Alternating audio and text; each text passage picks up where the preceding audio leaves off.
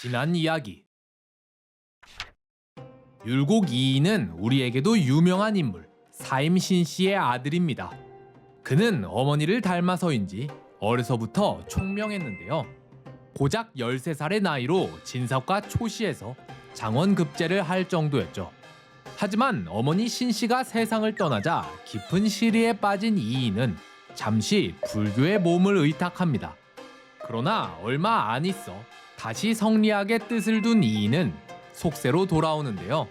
그 후 이인은 구도 장원을 달성하며 세간의 주목을 받는 관료가 됩니다.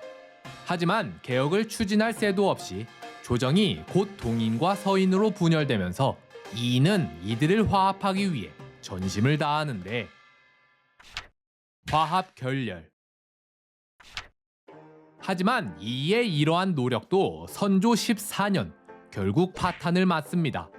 동인과 서인의 싸움은 점차 동인에게 우세하게 기울고 있었습니다. 동서분당의 시작이 김효원과 심의겸의 자리 싸움 때문이었다곤 하나 이들의 핵심적인 차이는 훈구파에 대한 처벌 강도에 있었습니다.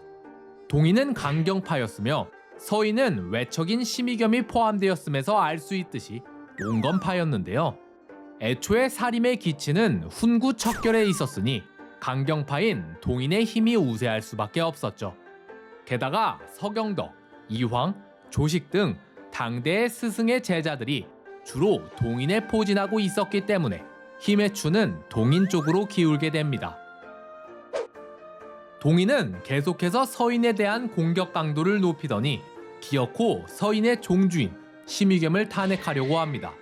이때 탄핵에 주도적으로 나선 인물은 이발이라는 자였는데요. 그런데 탄핵을 하려면 동지가 필요하니 그는 동인 측의 명망이 있으면서 곧잘 흥분하는 성격인 정인홍을 꼬드기는데요. 이발은 세간에 떠도는 근거 없는 헛소문으로 정인홍을 충동질하여 함께 심의겸을 탄핵하고자 했죠. 그런데 이 소식을 들은 이인은 성온과 함께 둘을 찾아가 이를 만류합니다. 심의겸은 이미 엄히 잃은 새와 같은데 그가 있다고 해서 어찌 조정에 해를 끼칠 수 있겠습니까? 만일 그를 탄핵하면 도리어 사람들이 의혹을 품게 되어 부질없는 소란만 일으키게 될 것입니다. 알겠소이다. 그럼 탄핵을 취하도록 하지요. 다만 내가 이미 말을 꺼냈는데 그냥 도로 담을 수는 없으니 관직을 내려놓고 낙향하도록 하겠소. 그러자 이를 그르친 데에 화가 난 이발은 이의를 찾아가 이런 말을 합니다. 사림이 공을 신뢰하지 않는 이유는 공께서 의겸을 버리지 않기 때문입니다. 공이 의겸을 버린다면 동서를 막론하고 공을 따르게 되어 동서 간의 화합을 이룰 수 있을 것인데 공이 자꾸 의겸을 감싸려 하면 정인홍도 공을 떠나버릴 것입니다. 이에 걱정이 피어난 이인은 성운에게 말합니다. 심의겸을 탄핵하는 것은 매우 잘못된 일이지만 지금 동인은 내가 심의겸 편만 든다고 오해하고 있소. 게다가 나와 뜻이 맞지 않는다는 이유로 정인홍이 낙향해버리면 동인은 이를 빌미삼아 나를 공격할 것이오. 그렇게 나까지 떠나가 버리면 조정은 더욱 어렵게 될 것이니 지금은 어쩔 수 없이 심의겸을 탄핵해야겠소. 대신 초안은 내가 잡도록 하겠소. 그렇게 이인은 직접 심의겸을 탄핵한 후 상소에 초안을 작성합니다. 심의겸은 외척이면서 권세를 탐했기에 사림의 신임을 잃게 되었습니다. 근래에 조정이 분열된 것은 바로 이 사람 때문이오니 심의겸을 파직해 조정을 안정시키소서. 이인은 정인홍에게 초안을 건네며 신신당부합니다. 이 정도가 딱 적당하니 절대 다른 내용을 추가해서는 아니되오. 하지만 정인홍은 이 기회에 서인을 싹 다 제거하려는 욕심으로 끝내 한 문장을 더 적고 마는데요. 심의겸은 사류를 끌어들여 성세를 돕게 했습니다. 심의겸이 세력을 모아 당을 형성했다는 말이죠. 상소를 읽은 선조는 이 문장을 콕 집습니다. 여기 적힌 사류란 누구를 말하는 것이오? 윤두수, 윤군수, 정철 등 서인의 세력들입니다. 이들은 심의겸과 뜻을 함께하였습니다. 소식을 들은 이인은 정인홍을 찾아가 따집니다. 아니 일이 나오면 어쩌장고요? 정철은 심의겸의 당원도 아니오. 그는 지조 있는 선비인데 어찌 그가 외척과 결탁했다고 폄하하는 것이오? 또한 내가 지난번에 정철을 크게 칭찬한 적이 있는데 오늘날 갑자기 태세를 바꿔 그를 비판하면 내 꼴이 뭐가 되겠소? 이 일은 그대가 반드시 책임지고 바로잡은 뒤 비엄해야 할 것이오. 자네가 하지 않으면 내가 하겠소. 정인홍은 어쩔 수 없이 조정에 나아가 사실을 전하는데요. 정철이 의겸과 친하긴 했으나 그와 사적으로 모의를 하진 않았습니다. 이는 신의 불찰이오니 신을 재직시켜 주시옵소서. 그러자 동인 세력은 정인홍은 잘못한 것이 없는데 어찌 피해를 봐야 하냐면서 너도 나도 피험을 하고 나섭니다. 그렇게 사태가 심각해지자 결국 이이도 관직을 버리고 낙향하고 논란의 중심이 된 정철도 낙향하기에 이르는데요. 그렇게 동인과 서인의 갈등은 돌이킬 수 없는 지경에 다다르고 있었습니다. 니탄계의 난. 그렇게 이이가 낙향과 복직을 반복하던 어느 날 선조는 갑작스레 이이를 중용하기 시작합니다.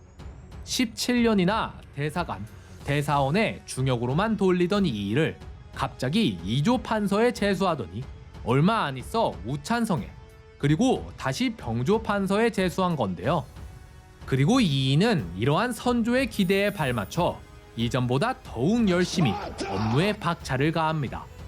그렇다고 이 시기 선조가 이이를 엄청나게 총애했다고 보기는 어렵습니다.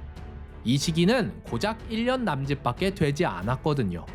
그래도 이 시기에 이이는 중요한 일을 하나 맡는데 바로 국방에 지원을 보내는 일이었습니다. 임진왜란이 있기 9년 전인 1583년 조선은 전례 없던 대규모 침략을 겪게 됩니다. 바로 여진족 니탄계가 1만의 대군을 이끌고 조선을 침략한 건데요. 이 시기 여진족에선 훗날 명을 몰아내고 청나라를 세우는 누르하치가 막 세력을 확장하고 있던 시기였습니다. 누르하치의 등장으로 인해 여진족은 내부에서 세력 다툼을 하며 갑작스러운 혼란에 휘말리게 되죠. 그러던 중 흉년까지 더해지자 조선의 함경도 쪽에 위치하던 여진족은 이 위기를 타개하기 위해 힘을 한데 모아 조선을 침략해 오는데요. 이때 여진족의 수장이 니탄계란 자였기에 훗날 이를 니탄계의 난이라 부릅니다. 니탄계는 과거 조선에 귀화했다가 다시 배신하고 여진족으로 돌아간 인물로 조선의 군사체제를 잘 알고 있었습니다. 그는 이 점을 적극 활용해 육진 지역을 기습 공격하는데요. 니탄계의 군사는 대략 1만 정도. 조선군은 수적으로 크게 열세에 있었기에 고전을 면치 못합니다. 소식을 접한 조정에서는 함경도의 병력만으론 방어가 어려울 거라 판단해 경기도 이하 5도에 동원령을 내려 약 8천의 군사를 모아 파병합니다. 이때 이용이란 무관을 함경남도 병마절도사로 파견하는데 그는 과거 눈여겨봤던 이순신이란 자를 부관으로 삼아 함께 데려가는데요. 그리고 신립의 활약으로 전세가 역전되면서 조선은 니탄계를 무찌르는 데 성공하게 됩니다. 이이의 죽음. 이때 이이가 병조 판서로 있으면서 군량과 병사 조달에 열심을 다했습니다. 그러나 일이 급했기 때문인지 이이는 전에 없던 실수를 저지르고 마는데요. 병사들이 탈 말이 부족하자 이를 조달하기 위해 북방에 사는 자들 중 말을 바치는 자에겐 군역을 면제해 주겠다 하였는데 문제는 이를 왕에게 보고하지도 않고 먼저 시행해 버린 겁니다. 게다가 또 한 번은 선조가 그를 불렀는데 병이 있다며 병조에만 들리고 왕에게 가지를 않았습니다. 이이가 이렇게 연달아 실수를 범하자 동인은 그를 거침없이 탄핵하기 시작합니다. 선조는 처음엔 이이를 보호하려 했으나 동인의 공격이 워낙 거센지라 결국 이이를 채직시키고 마는데요. 그렇게 파주로 돌아간 이이. 그런데 이때 이이는 과로로 인해 병세를 앓고 있던지라 결국 회복되지 못하고 3개월 후에 사망하고 맙니다. 그렇게 이이가 죽자 동인은 이제 이이와 함께 양당을 중재하려고 노력했던 성운, 정철까지 묶어서 이들을 전부 서인으로 치부하며 극력 탄핵합니다. 이때까지도 이들의 주요 공격 대상은 심의겸이었습니다. 그런데 이가 살아있을 때까지만 해도 중립을 지키려던 모습을 보이던 선조가 갑자기 동인의 손을 들어줘 버리는데요. 심의겸은 원래부터 심성이 험악한 자로 외척이면서 권세를 끼고 당파를 만들어 권력을 마음대로 휘둘렀다. 또한 그는 윤두수, 정철 등과 뜻을 합하여 같은 당파 사람들을 추천하여 순식간에 높은 반열에 오르게 하였다. 이이와 성혼도 그에게 농락당했으면서 부끄러운 줄을 몰랐다.